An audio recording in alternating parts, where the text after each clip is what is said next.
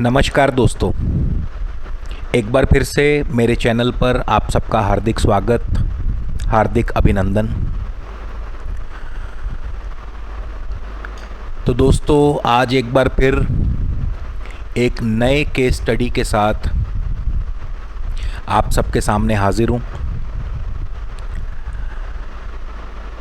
ये जन्मपत्री मेरे पास नवंबर 2009 में आई।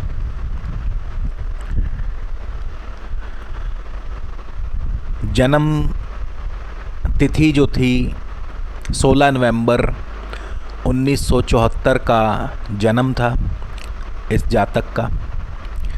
सुबह 7:15, बर्थ प्लेस लुधियाना।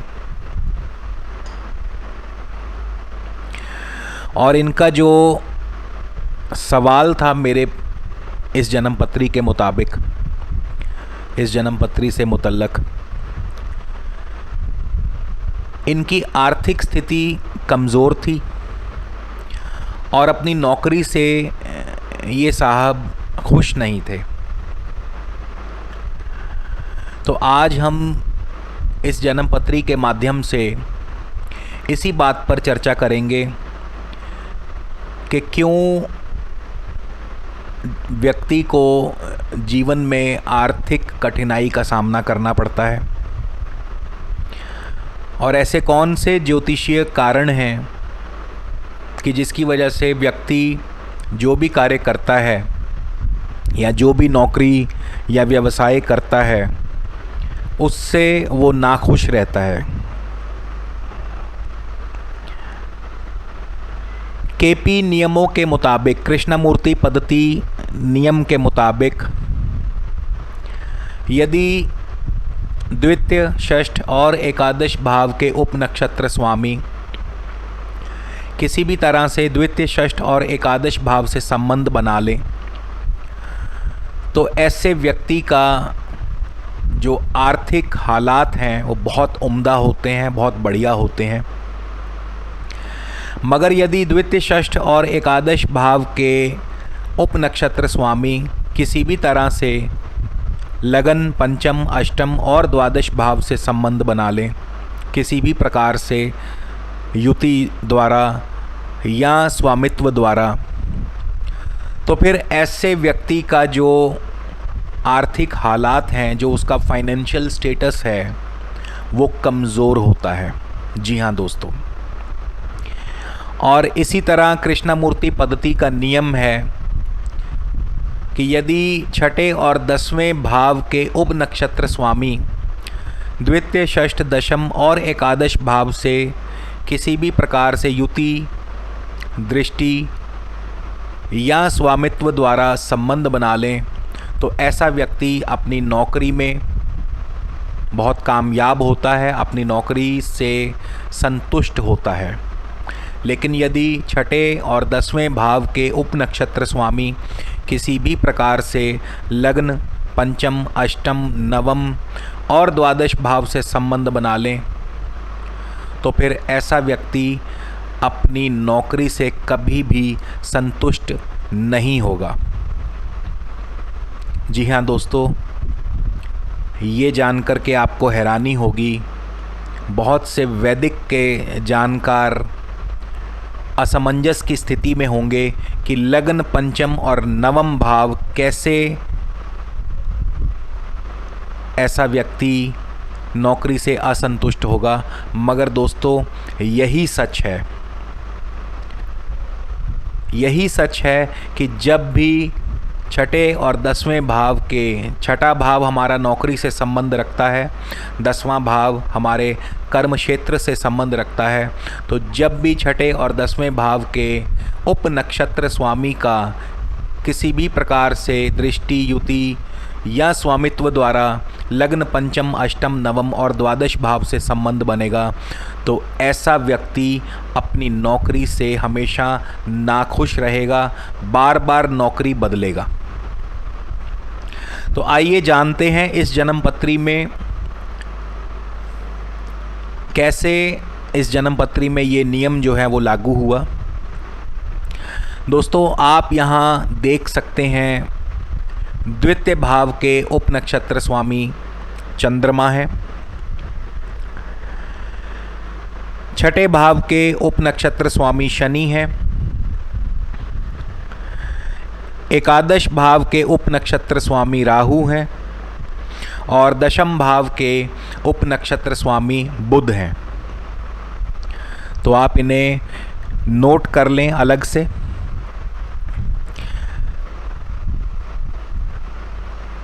द्वितीय भाव के उप नक्षत्र स्वामी चंद्रमा बुध के नक्षत्र और राहु के उप नक्षत्र में है। छठे भाव के उप नक्षत्र स्वामी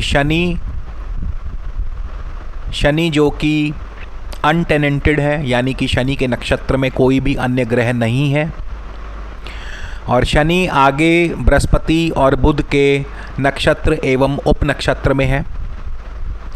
इसी प्रकार दशम भाव के उप नक्षत्र स्वामी जो कि बुध हैं, बुध आगे राहु के नक्षत्र और शनि के ही उप नक्षत्र में है। एकादश भाव के उप नक्षत्र स्वामी स्वयं राहु बुध के ही नक्षत्र और बुध के ही उप नक्षत्र में है। तो ये आप नोट कर लें। और क्योंकि हमारा जो इस जन्म पत्री के ऊपर जो अध्ययन है वो इन्हीं ग्रहों और उप नक्षत्रों को लेकर के होगा, तो सबसे पहले बात करते हैं द्वितीय भाव के उप नक्षत्र स्वामी चंद्रमा की। चंद्रमा जो कि स्वयं आप देख सकते हैं दोस्तों, जब भी कृष्णामूर्ति पद्धति का नियम है, मैं आपको एक और नियम बता दूं कि भाव ग्रहों की जो स्थिति है वो हमेशा भाव चलित से देखी जाती है। ग्रहों की जो दृष्टियां हैं वो हमेशा लग्न कुंडली से ली जाती हैं। ये कृष्णामूर्ति पद्धति का सर्वमान्य नियम है, तो हमेशा इस नियम को याद रखें। तो द्वितीय भाव के उप नक्षत्र स्वामी चंद्रमा जो कि लग्न भाव में विराजमान है और नवम भाव के स्वामी हैं। तो लग्न और नवम, जैसा कि मैंने बताया था कि लग्न भाव क्योंकि द्वितीय से द्वादश पड़ता है तो धन की हानि का भाव है। चंद्रमा बुध के नक्षत्र में है, बुध द्वादश भाव में है। द्वादश भाव धन हानि का भाव है। बुध एकादश भाव के स्वामी है। यहाँ पे स्थिति थोड़ी सी अनुकूल होती हुई, और अष्टम भाव के भी स्वामी बुध हैं, मगर चूंकि अष्टम भाव में शनि विराजमान है तो बुध अष्टम भाव का फल नहीं देंगे। तो यहाँ पे बुध केवल और केवल द्वादश और एकादश भाव का फल देंगे। चंद्रमा राहु के नक्षत्र में है, राहु लगन भाव में है। राहु की युति चंद्रमा के साथ है। चंद्रमा फिर एक बार लगन और नवम भाव के स्वामी, लगन में विराजमान नवम के स्वामी है। राहु जो है मंगल की राशि में है, मंगल द्वादश भाव में है, मंगल छठे भाव के स्वामी है। तो द्वितीय भाव बिल्कुल क्लियरली दर्शा रहा है कि जो आर्थिक स्थिति होगी वो सामान्य होगी। चलिए अब इसी नियम को छठे भाव से देखें। छठे भाव का मैंने आपको बताया था उप नक्षत्र स्वामी शनि है।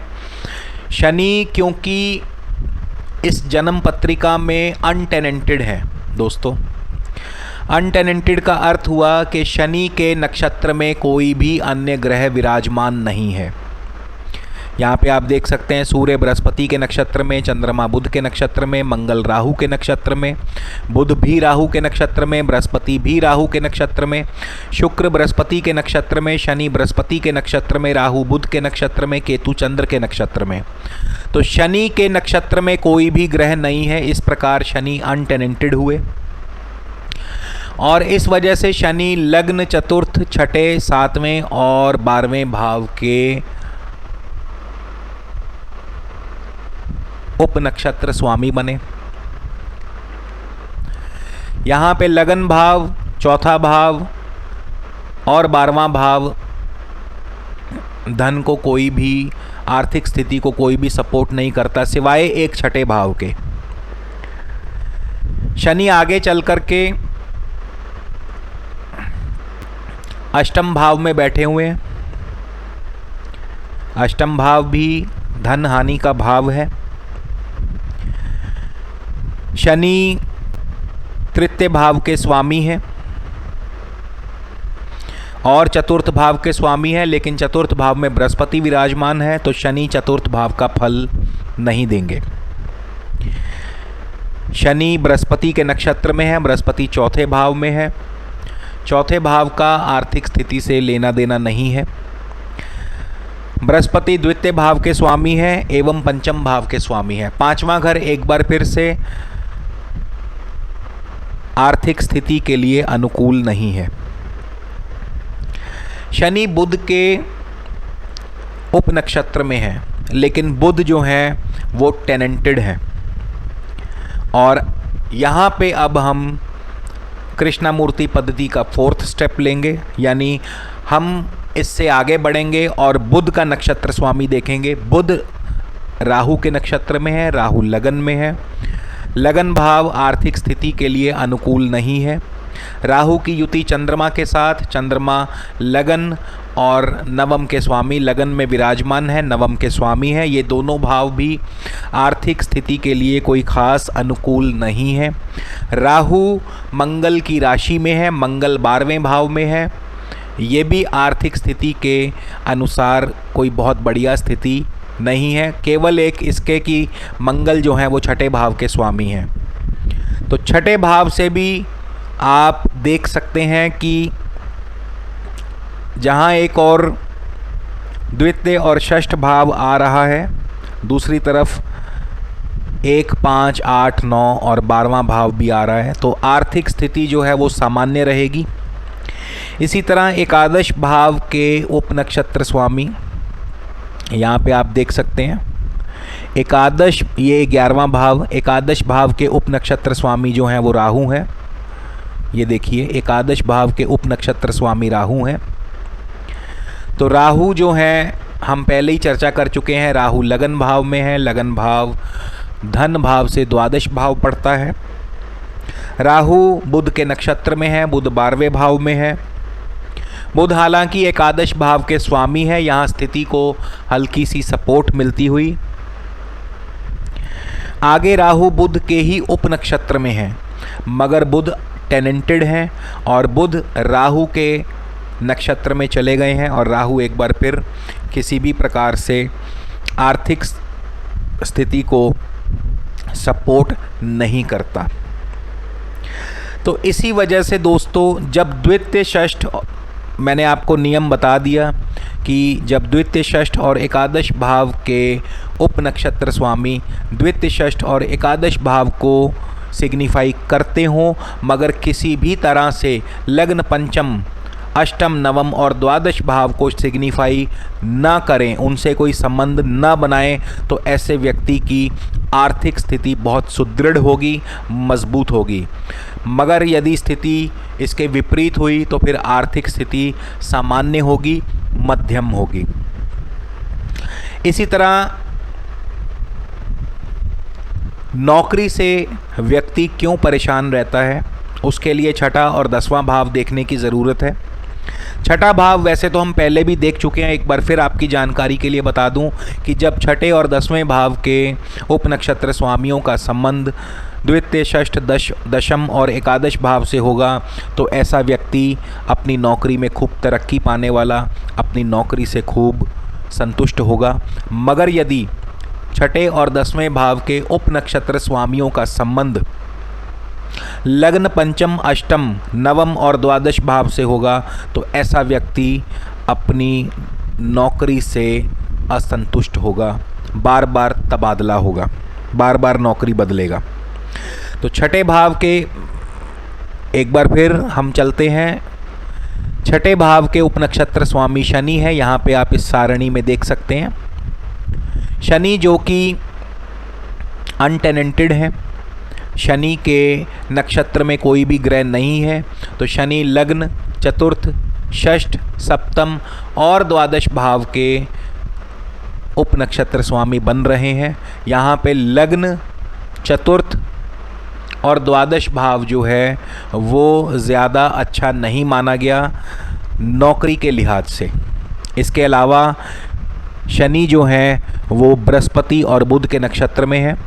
तो आइए शनि को अच्छी तरह से जांच लें। शनि अष्टम भाव में है। अष्टम भाव नौकरी के लिए शुभ भाव नहीं माना गया।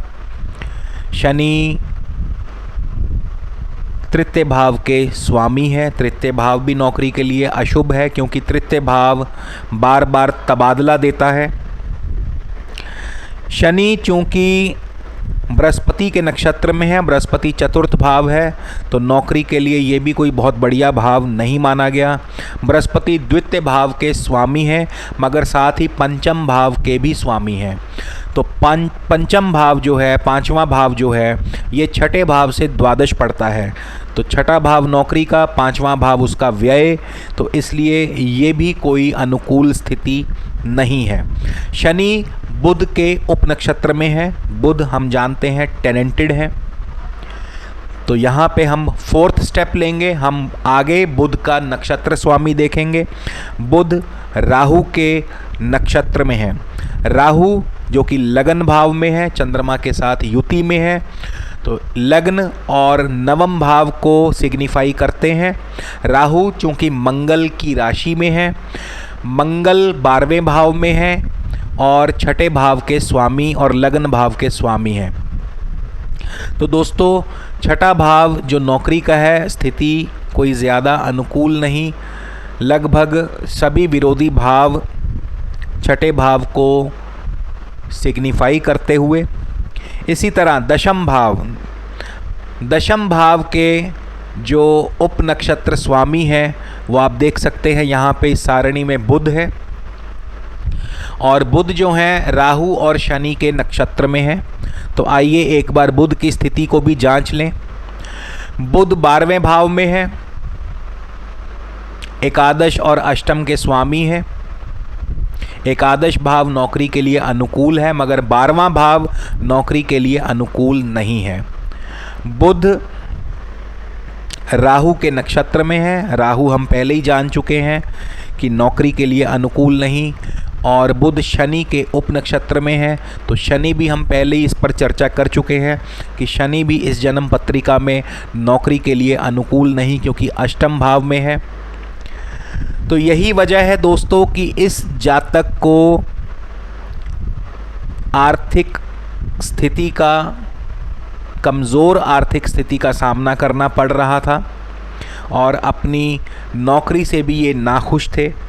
आइए एक बार दशा अंतरदशा पर भी विचार करें, क्योंकि जिस समय ये जन्मपत्री मेरे पास आई उस समय इनको सूर्य की महादशा, जो कि नवंबर 2014 तक चलने वाली थी, उसमें मंगल की अंतरदशा या मंगल की भुक्ति जनवरी 2010 तक थी, और बुध की अंतरा नवंबर 2009 तक चलने वाली थी, 28 नवंबर 2009 तक।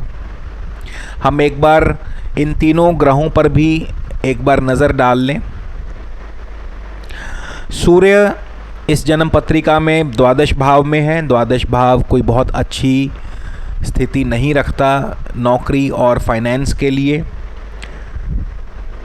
सूर्य बृहस्पति के नक्षत्र में है। बृहस्पति चौथे भाव में है। चौथा भाव भी नौकरी या धन की स्थिति के लिए इतना बढ़िया नहीं है। सूर्य चंद्रमा के उपनक्षत्र में है। चंद्रमा टेनेंटेड है। चंद्रमा आगे बुध के नक्षत्र में है। बुध एक बार फिर द्वादश भाव में। तो सूर्य की महादशा में आर्थिक स्थिति कमज़ोर अवश्य होगी।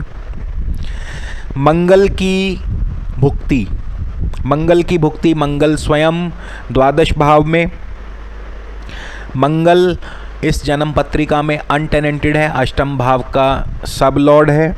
तो 8 और 12 मंगल के द्वारा सिग्निफाई होते हुए मंगल राहु के नक्षत्र में, राहु लगन भाव में।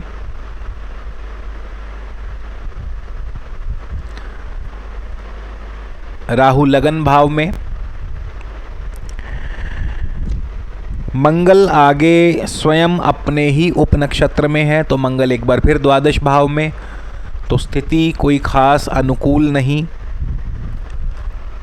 बुध की अंतरा, बुध द्वादश भाव में है, बुध राहु के नक्षत्र में है, राहु लगन भाव में है, बुध आगे चल कर के शनि के उपनक्षत्र में है, शनि अष्टम भाव में है।